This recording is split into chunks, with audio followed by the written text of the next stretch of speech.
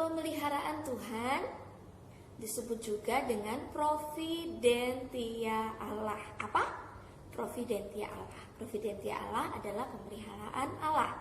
Nah, pemeliharaan Allah ini adalah sebuah tindakan atau sikap Allah sebagai sang pencipta, ya. Sebagai sang pencipta dan atas semua ciptaannya. Ya, kita tahu ya, Dia adalah sang pencipta, Dia juga adalah sang pemelihara. Dan kita ingat bahwa Dia adalah Allah yang melakukan segala sesuatu. Semuanya, segala sesuatu Tuhan bisa lakukan. Nah, kita akan melihat ya, pemeliharaan Allah ini sebuah kemurahan Tuhan. Ya dong, pasti ya, Tuhan itu menciptakan, Dia juga menunjukkan kemurahannya dengan memelihara. Nah, seperti contohnya tumbuh-tumbuhan. Apa sih maksudnya kok tumbuh-tumbuhan dipelihara? Ya dong, pemeliharaan Tuhan melalui tumbuh-tumbuhan.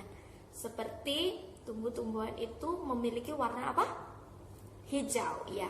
Hijau itu adalah memiliki satu tujuan dan fungsi.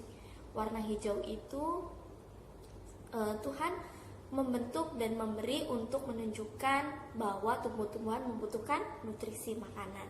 Nah, fungsinya apa? Untuk fotosintesis. Nah, ini untuk mendapatkan makanan di dalam tumbuh-tumbuhan. Nah, yang kedua, binatang. Binatang dipelihara Tuhan, jelas ya.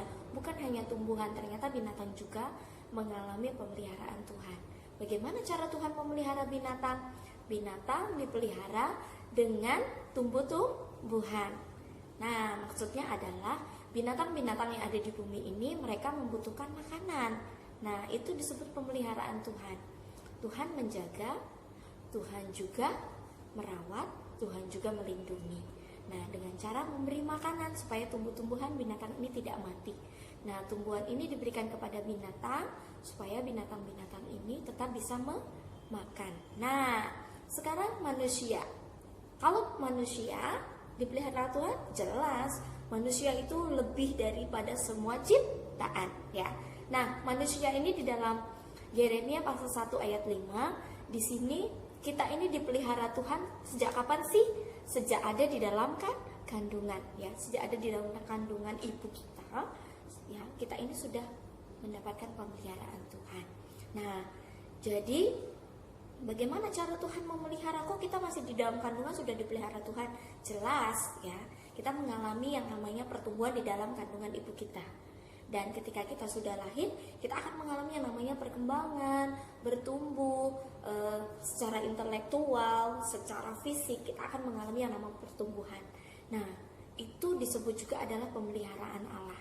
Nah, di dalam Lukas pasal 21 ayat 18, kehidupan manusia itu adalah sebuah kehendak Allah.